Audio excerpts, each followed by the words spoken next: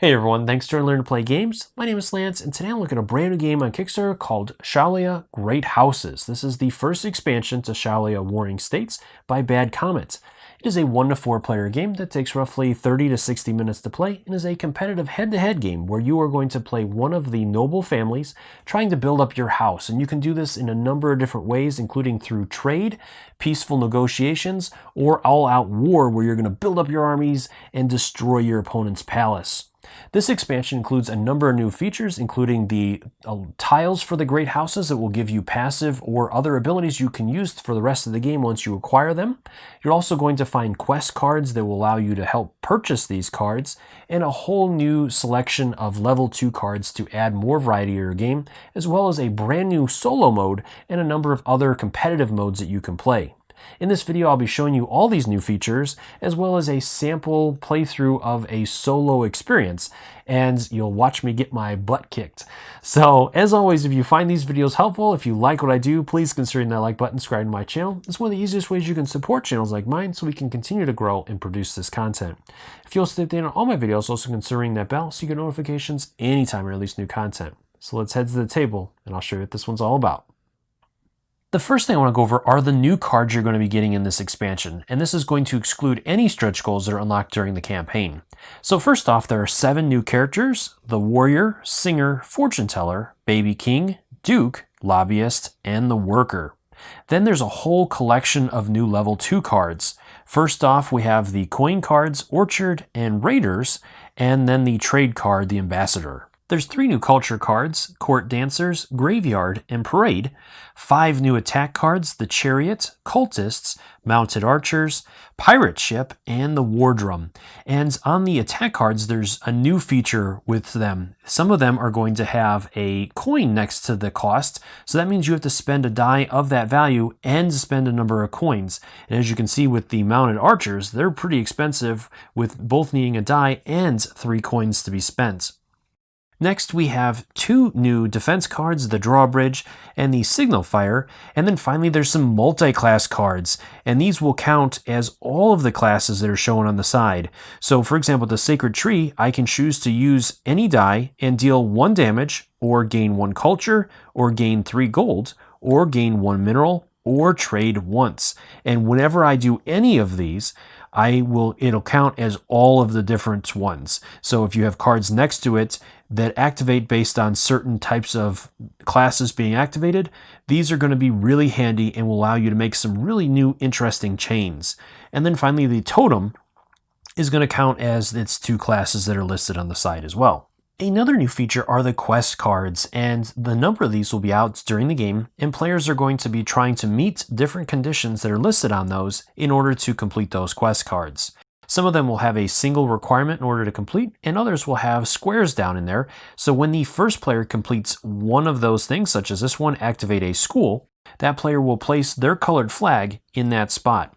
At that point on, no other player can place any other flags in there, but the player that placed it can continue completing that, and then once he has all 3 of those in there, he will gain that quest card. Once you gain quest cards, you'll be able to use them later on to purchase another new feature, which are the house cards. And these will have a cost up in the top corner of both either quest cards that you need and gold you have to spend. Once you get one of these, it'll be yours for the rest of the game and will provide you with either a passive ability, or some of them will also require you to place a die in there to use its ability. The expansion is also going to include 4 new game modes, as well as new setup layouts for the level 2 cards for some of the older game modes included in the base game. So the new modes are going to be Sell Swords, which is a 2-player mode, Prosperity of Shaolia, which is also a 2-player mode. Then we have Religion and Belief, which is going to be a 2-player mode. And then the final new mode is the Solo, which I'm going to be covering in just a second. And the final new feature in the game is a brand new solo mode, which I am super excited about. This is the Usurper, and she has 2 levels of difficulty, normal and hard, which is on the back of her card. And she is no joke. I've faced her a couple times already, and she has mopped the floor with my face. So with her, she is going to come with 4 level 1 cards, and these are going to vary from being able to do damage to you and also charging her up, which she's going to have a track on the top here. As she charges up, she's going to move that track forward, and at certain points, she's going to do additional damage, and when she reaches the end of that track, she'll unlock her hidden ability, which is this guy. So normally, at the beginning of the game, you'll start out with him covered up. When she reaches the end of the track, she'll unlock him, so he is a really nasty guy doing 3 damage, and then this resets and continues on. She's also going to have a collection of level 2 cards, which again are going to have a variety of things, including additional charges, ignoring defensive cards that do damage, and attacking cards that you must attack first. The last thing I want to show you is the solo mode in action. Now, any of the materials for the solo mode are prototypes, but they look really close to the final versions, as the rest of the materials are from the base game, and this is the final production of the base game. So with that being said, I'm going to go ahead and play the normal mode, and you're going to start off with the 3 cards, or the hidden ability covered up and the last 2 spaces covered up. Then you're going to reveal a card to start her out with, and then we'll move into the player's turn. So the player, or you're always going to start the game, and I have my 2 character cards that I was dealt. So I'll take those, and the rest of the stuff is all set up by you. You're going to choose the 2 tiles that you're going to use for your trading, and you will pick 9 cards for the level 2 cards. So I'm going to go ahead and lay those out, and so that's really going to make this mode very customizable and challenging depending upon how you set this up. Now, one important thing, I have played this a couple times, and like I said, I have gotten my face mopped. So with that being said, it is important. I usually play to go after the culture, and that is definitely going to be very challenging in this, as she is a super powerful attacker. So you definitely are going to need to at least do damage to her a little bit to start trying to stem some of the cards that are coming at you. Otherwise, you are going to get hammered. So I'm going to go ahead and move into the game, and I'll start off with my purchase phase. So I'm going to go ahead and start off by purchasing some level 1 cards. So I have a farm. I'm going to go ahead and purchase another one. Blacksmith. Let's see what else we get here. A school. I'm going to go ahead and cash this in and get some more tokens. And I'm going to go ahead and spend another one right away to buy another card.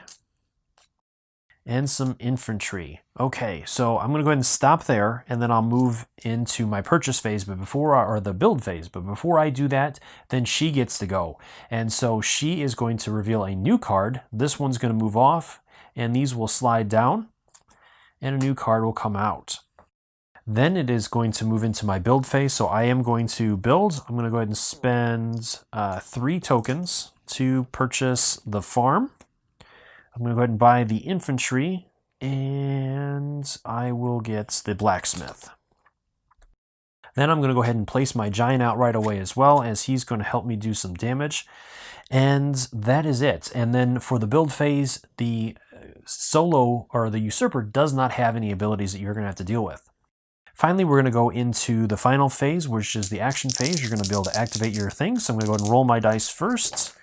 I have a 1, 2, and 3. All right, so I'm going to go ahead and do the 3 to gain 3 coins. Very important to have coins for this.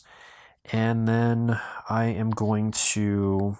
I'm going to go ahead and activate him to do 1 damage. So I'll attack this guy. And I don't have enough to get the infantry at this point, so I'm going to go ahead and gain 2 gold instead. Gold is really important in this.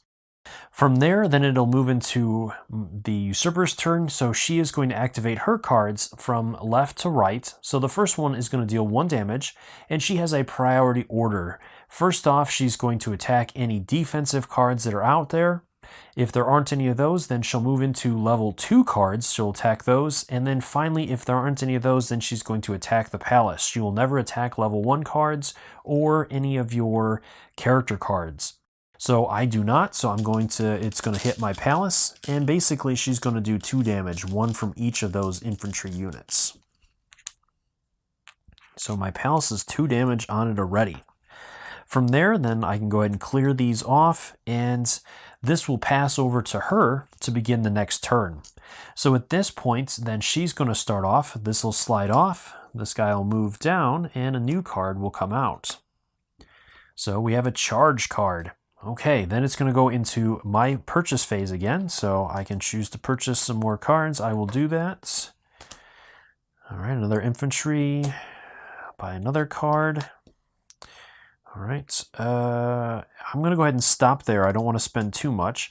And then I'm going to go ahead and build a second infantry unit. I will go with this one. Okay, then I'll move into the build. Sorry, so that was the build phase. And then finally, we're going to go into attack phase again. So again, she is going to activate first, activating this one. So that'll charge her up, moving that one forward. And then 2 more damage. Again, it's going to go straight to my palace. So not doing too good so far. 8 damage remaining and my palace is done for. So then it's over to me. So again, I'm going to roll my dice and see what I can do here. So I have a 3, 4, and 1. So again, I'll go ahead and get those 3 coins back. And I can do this to do a damage to that infantry unit. So that'll finish that one off, and I will gain a gold for that. And then I will go ahead and activate that one as well, doing a damage to that infantry unit. Okay, so again, that'll end the round, and this will come back over to me. And then I'm going to go ahead and take my round. So I'm going to take a couple rounds off camera, and then we'll come back and see how I'm doing, if I'm even still alive. All right, so I'm back. I'm not doing too good. I have 8 damage on my palace now, and it's back into my turn. So I've only got 2 gold to work with, so that's not a whole bunch on my end of things. I am going to use my Architect's ability, which lets me get 2 any tokens.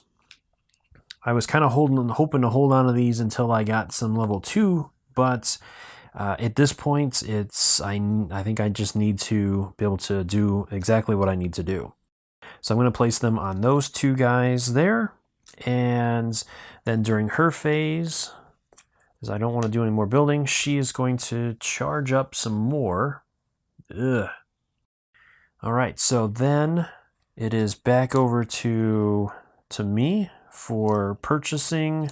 I don't have anything to purchase yet, so it's back over to me to activate my abilities.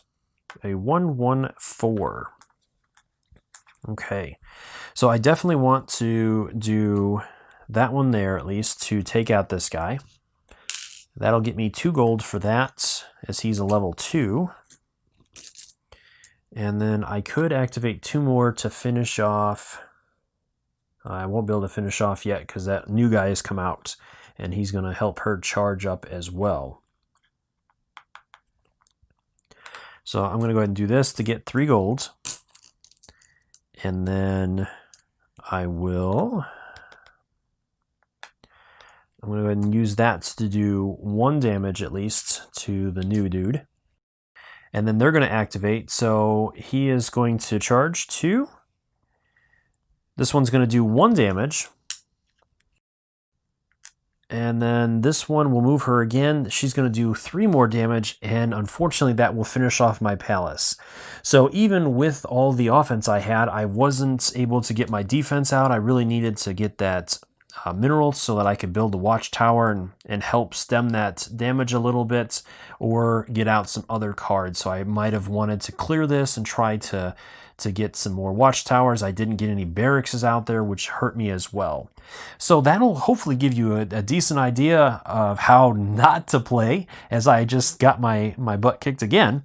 But it'll give you a good idea. And as always, if you have any questions or comments, leave those in the comment section below, and I'll do my best to answer them. Or swing by the Kickstarter's main page and drop any questions you have there. I'm sure the creators would love to hear from you and are more than happy to answer any questions you have. As always, thank you so much for taking the time to watch my videos and leave me feedback on them. I do appreciate it, and take into account everything you say to make the best possible videos. Until next time, I'll see you later.